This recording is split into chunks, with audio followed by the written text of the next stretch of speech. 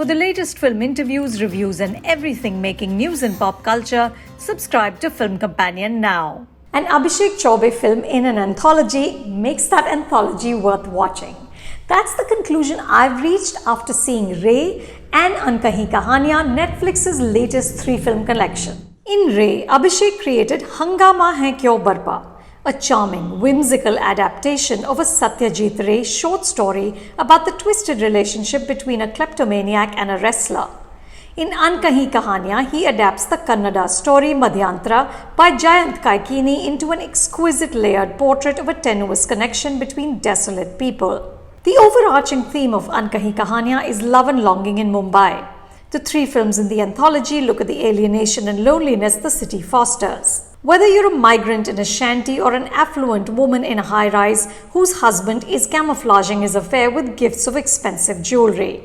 Madhyantra focuses on the fledgling relationship between Manjari and Nandu. She lives in a chawl grappling with unwanted and uncomfortable stares and touches. But what's harsher is how loveless her family is. Her presence and flushed youth seem to inherently irk them. They won't let her study further, so she spends her time doing household chores and earning a little money with her embroidery skills. She spends this on movie tickets at a ramshackle single screen near her home. This is where Nandu works as a projectionist, cleaner, canteen worker, and all-around caretaker. The cinema also doubles up as his home. The quiet desperation of their lives is in startling contrast to the fantasies they consume on screen. Their faces seem even more hollowed out in comparison.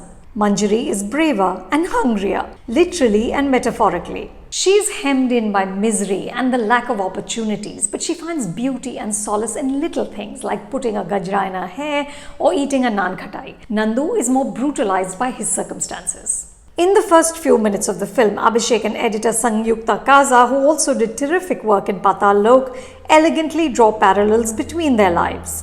So the scene shifts from Nandu selling peanuts to Manjari consuming them, or Nandu cooking rice for his alcoholic uncle in a decrepit shanty to Manjari asleep in front of the stove in her house. The film suggests that their lives are intertwined even before they meet, and the bond that blossoms between them is depicted with a real tenderness. In one of the loveliest scenes in the film, he gives her ice cream for free and she practically inhales it, suggesting that her appetite is insatiable. Manjari is insistent on a better life. Manjari is played by the terrific Rinku Rajguru, and you might find echoes here of Archie, the feisty runaway she played in Sairat.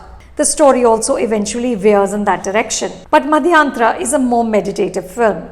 Abhishek wisely refuses to make things obvious. He merely alludes to why what happens, happens. Human beings are complicated, and that flush of feeling toward one another ultimately might not be enough to sustain a bond. Pay attention to the haunted affection in the eyes of Delzad Hewale, who plays Nandu. He's superb. This film does what the best shorts do, squeeze out meaning from every dramatic beat and dialogue so that in half an hour you undertake an entire journey.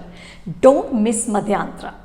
Sadly, from here, it's downhill. Ashwiny Iyer Tiwari tells the story of a migrant who is so hellishly lonely that he forms a bond with the mannequin at the clothing store where he works. The story, written by Piyush Gupta, Shreyas Jain and Nitish Tiwari, had the potential to be a sweet and sour comment on life in the big city, but the messiness and inherent creepiness of the situation isn't fully allowed to blossom.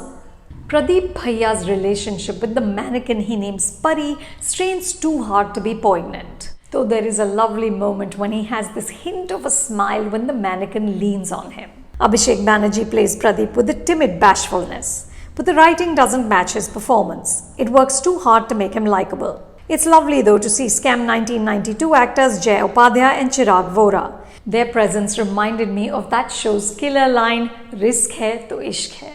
This film doesn't risk enough. But the worst offender is Saket Chaudhary, whose film is as bizarre as it is banal. A woman, Tanu, who suspects her husband of having an affair, connects with the husband of the woman he's cheating on her with. Tanu and Manav then retrace what might have happened between their respective spouses. They actually recreate scenes and dialogue and imagine what one must have said to the other. So Tanu asks Manav, तुम्हें ऐसा क्यों लगता है कि नताशा ने अर्जुन को attract किया होगा? To which he replies, क्योंकि नताशा को सक्सेस बहुत अट्रैक्ट करता है. We're repeatedly told that Manav once made the 30 under 30 list, but his startup failed, which is perhaps why Natasha's attention is wavering. This scenario, the story is co-written by Saket and Zeenat Lakhani, is so inherently artificial that the actors can do little with it. Kunal Kapoor, Zoya Hussain, Nikhil Dwivedi and Paulomi do what they can. In contrast to the other two stories, this one is about affluent people and plays out in posh apartments and hotels and coffee shops, but little of it feels authentic or lived in. You can see Ankahi Kahaniya on Netflix India. For more reviews like this, subscribe to Film Companion. Don't forget to check out our website filmcompanion.in.